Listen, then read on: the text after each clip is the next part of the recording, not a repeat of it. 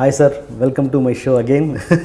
Thank you so much. Thank you అండి. Thank you. And నాకు ఇది చాలా టూ మచ్. ఇది మీరు సాయంత్రం ఫ్లైట్ పెట్టుకొని నాకు ఒక బిఫోర్ ఒక గంట ముందు ఇస్తాను ప్రామిస్ చేశాను. ఎక్కడైతే పీక్తూ ఉంటుంది అందుకని. అది కాకుండా ఇంకోటి మొన్న రెగ్యులర్గా 3-4 గంటలు ఇంటర్వ్యూ చేసి నన్ను ఒక అర్ధగంట ఇంటర్వ్యూ చేయమని పెట్టడం నాకు పెద్ద టెస్ట్ కూడా అది. Very sorry. మీరు మాత్రం 3 గంటల సినిమా మళ్ళీ వచ్చాక 6 hours వేసుకున్నాను మనం. Right, thank you sir. And okay, ఇప్పటి వరకు సినిమా రిలీజ్ అయిన దగ్గర నుంచి అందరు పొగడ్తలతో ముంచేస్తున్నారు. అసలు దాంట్లో మీరు తడిసిపోయి ఉంటారు బహుశా. అఫ్కోర్స్ నేను సినిమా మీకు పర్సనల్గా ఎన్నోసార్లు ఫోన్ చేసి చెప్పాను, సినిమా చాలా బాగుంది అండ్ రివ్యూ కూడా ఇచ్చాను. మీ రివ్యూ కూడా చాలా బాగుంది. బట్ ఓకే, ఇంట్రడ్యూస్ చాలా బాగుంది. థ్యాంక్స్ అండి. Thank you so much sir. And okay, ఆ పొగడ్తలను పక్కన పెట్టుకుంటే కొంచెం ఒక కొత్త రకం, ఒక జెన్యూన్ డిస్కషన్కి నేను ఇట్స్ నాట్ ఏ కంప్లైంట్, ఒక ఫైటింగ్ కాదు, ఆర్గ్యుమెంట్స్ కాదు, ఇట్స్ ఏ ఫెయిర్ డిస్కషన్ అనుకొని నేను అడుగుతాను. Okay sir. ఓకే, ఒక ఫస్ట్ ఓపెన్ చేస్తే రామ్ చరణ్ ఇంట్రడక్షన్, ఒక మాస్ హీరో కదా తను. అలాంటి తనతో ఒక జస్ట్ మామూలు సైకిల్తో ప్లెయిన్ ఇంట్రడక్షన్ ఒక రెగ్యులర్గా తమిళ సినిమాల్లో జరుగుతుంటుంది. అది అంత మాస్ హీరోకి అలాంటి ఇంట్రడక్షన్ ఇవ్వాలనుకున్నప్పుడు మీ ఆలోచన ఏంటి? రామ్ చరణ్ ఏమన్నారు? ఒప్పుకున్నారా లేకపోతే? ఏమిటండి అనుకోకుండా ఏంటంటే ఇన్బిల్ట్గా కథ అనుకున్నప్పుడు వచ్చేస్తే అట్లా నేను ప్రత్యేకంగా చరణ్ కథ నేను ఇవ్వలేకపోతున్నా ఫీలింగ్ తెలియదు నాకు యాక్చువల్గా చేసినప్పుడు. అలా తెలిస్తే కనుక చేయలేము. కథ చెప్పే విధానం ఏంటంటే వాడు హీరో దేనికోసమో నేను వెతుకుతూ వెళ్తూ ఉండాలి, దేనికోసం ఇచ్చేస్తున్నట్టు ఆతృత ఉండాలి అనే ఫీలింగ్ తప్ప మీరు చెప్తేనే కానీ నిజంగా నాకు బ్రెయిన్లో అది లేదు. ఇది ఐ మీన్ ఇట్ ఏంటి, నేను తనకి సపరేట్ ఇంట్రడక్షన్ ఇవ్వలేదు, ఇవ్వలేకపోయాను అనుకోలే.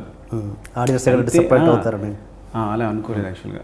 అయితే ఏంటంటే నేనేమనుకున్నానంటే నేను మంచి ఇంట్రడక్షన్ అంటే డైరెక్ట్గా టాప్ యాంగిల్ నుంచి ఆయన సౌండ్ మాత్రం వినిపిస్తుంటుంది. ఆ నెమ్మదిగా ఎవరో సైకిల్ తొక్కుతున్నారు అలా వెళ్ళి నెమ్మదిగా ఎవరు తొక్కుతున్నారని రివీల్ చేస్తే తన ఎక్స్ప్రెషన్ చూపించి రివీల్ చేద్దాం అనేది పెద్ద ఇంట్రడక్షన్ అనుకున్నాను నేను యాక్చువల్గా. ఓకే, సో మేబీ అది గట్టిగా నమ్మడం వల్ల నేను మళ్ళీ అది అంత కాన్ఫిడెంట్గా తీసాను. Okay okay. అండ్ ఆ షార్ట్ అది ఎన్ని టేక్స్ తీసుకున్నారు? అది ఆల్మోస్ట్ అంటే టూ షార్ట్స్లో కట్ అయినట్టుంది. ఎన్ని టేక్స్ తీసుకున్నారు అక్కడ నుంచి వచ్చి అతని ఫేస్ రివీల్ అయ్యేంత వరకు? యాక్చువల్లీ ఏంటంటే ఫ్లైకమ్తో చేసాం ముందు, చేసి ఒక 4-5 టేక్స్ చేసినప్పుడు వర్కౌట్ అవట్లా. అంటే అంతవరకు వెళ్తుంది కానీ తన దగ్గరికి వెళ్ళి రివీల్ అవ్వడం కష్టమైపోతుంది. అప్పుడు కట్ అవుతుంది. సో అప్పుడు ఏం చేసామంటే గ్రాఫిక్స్కి వెళ్ళాం, సీజీకి వెళ్ళాం. అంటే సీజీ యాక్చువల్లీ సొంత బాగా చేశారు సీజీ అని తెలియకుండా. అయితే రిఫరెన్స్ ఉంది వాళ్ళకి. ఓకే, ఎలా అట్మాస్ఫియర్ చిన్న రిఫరెన్స్ ఉంది. సో లైటింగ్ రిఫరెన్స్ కానీ చుట్టూ అట్మాస్ఫియర్ రిఫరెన్స్ కానీ అంతా ఉంది. So it is CGI actually. అయితే అది ఆ క్వశ్చన్ అది ఉంది, ఈ మొత్తం సినిమాలో సీజీ వర్క్ ఎక్కడెక్కడ ఉంది అన్నది. ఇక్కడ కాకుండా ఇంకా ఉందా? ఇక్కడ ఉంది, తెలియకుండా ఉంటుంది మీకు.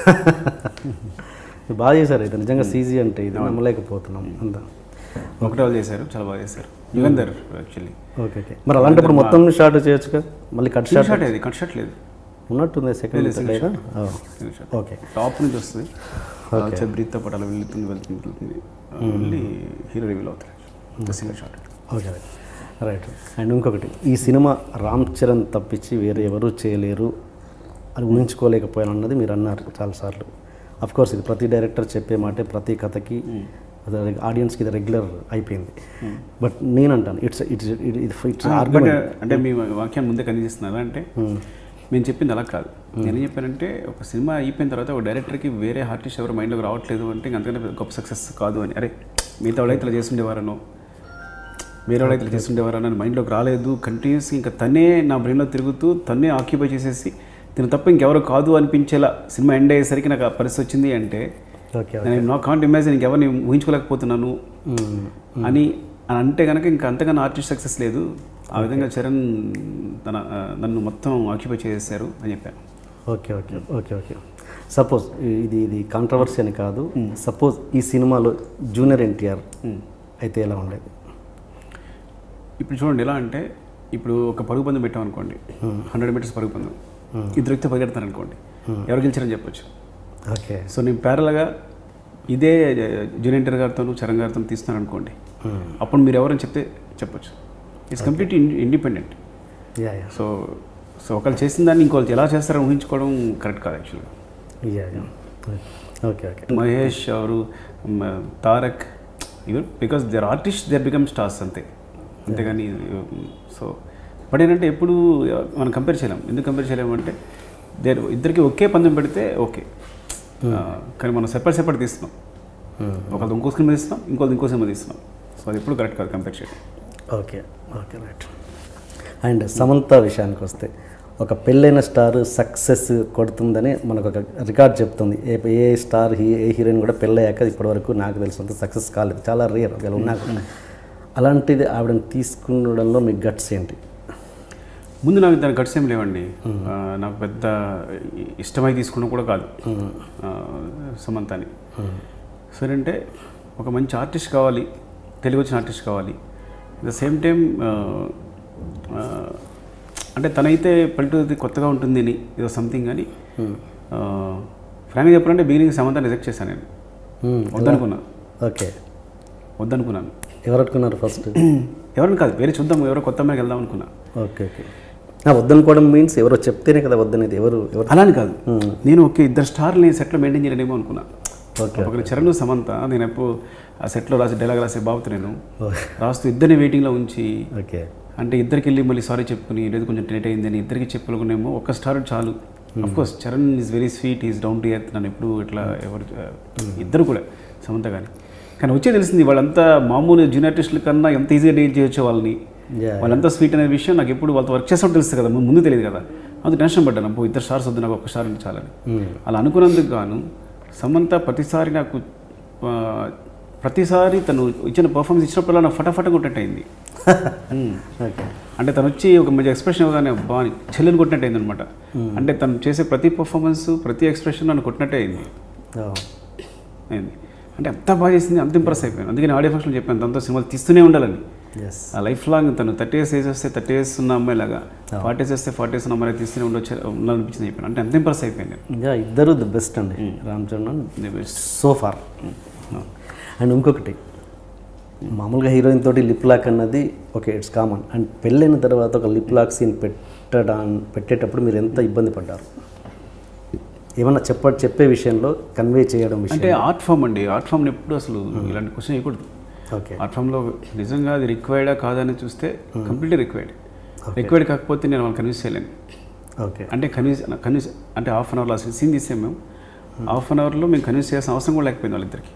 ఓకే, నేను ఇది సీన్ అనగానే ఇట్స్ కరెక్ట్ కదా, తన ఇంకెలా ఎక్స్ప్రెస్ చేస్తుంది, తను లవ్ని గట్టిగా చెప్పే ఇష్టం లేదు తనకి, ఇంకెలా ఎక్స్ప్రెస్ చేస్తుంది, వేరే ఫామ్ ఏంటి, అంతకన్నా ఇంకో సొల్యూషన్ లేదు. That is a unique solution. అలా యూనిక్ సొల్యూషన్కి ఇది ఆర్ట్ ఫామ్ అన్నప్పుడు దాన్ని ఆర్టిస్టిక్గానే చూడాలి కానీ, అంటే ఆర్ట్ ఫామ్లోనే చూడాలి కానీ, అది కళాత్మకంగా చూడాలి కానీ ఇంక దాని మీద క్వశ్చన్స్ ఉండకూడదు నా ఉద్దేశం. ఓకే ఓకే, వాళ్ళు ఎందుకు చేశారు ఎందుకు చేయలేదు ఇవన్నీ కరెక్ట్ కాదు.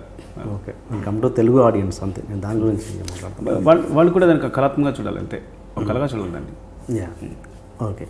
అండ్ ఇంకోటి, ఒక సందర్భంలో మహేష్ అని అంటే ఒక అమ్మాయి ఒక సిచ్యువేషన్ వచ్చినప్పుడు ఒక అమ్మాయి అబ్బాయి చేపట్టుకోవడం ఎంత కరెక్ట్, ముద్దు పెట్టుకోవడం కూడా అంతే కరెక్ట్. రెండింటికి పెద్ద డిఫరెన్స్ ఉండదు ఆటలో. ఇప్పుడు ఇదివరకు పై ఆడదాన్ని చేపట్టుకున్నాడు అంటే ఇదంతా ఒక 30-40 years బ్యాక్ ఎంత తప్పు ఉండేది ఇది. సో ప్లాట్ఫామ్స్ మారుతుంటాయి, జనాలు ఎడ్యుకేట్ అవుతూ ఉంటారు. సో నా దృష్టిలో ఒకవేళ ఒక అబ్బాయి ముద్దు పెట్టుకోవడం సినిమాలో తప్పైతే ఒక అమ్మాయి చేపట్టుకోవడం కూడా తప్పే. ఐమ్ టాకింగ్ అబౌట్ మ్యారేజ్ అయిన అమ్మాయి గురించి. ఇది ఆర్ట్ ఫామ్ అన్నప్పుడు మ్యారేజ్ కాదా ఇంకా బౌండరీస్ లేవు, కలగనేది బౌండరీస్ ఉండవు. ఇప్పుడు ఆన్సర్ చెప్పేశారు. ఓకే. అండ్ అఫ్కోర్స్ నేను నా డౌట్ 80sలో ఇలా పబ్లిక్గా లిప్ లాక్ పెట్టుకునే సందర్భాలు ఉన్నాయంటారా?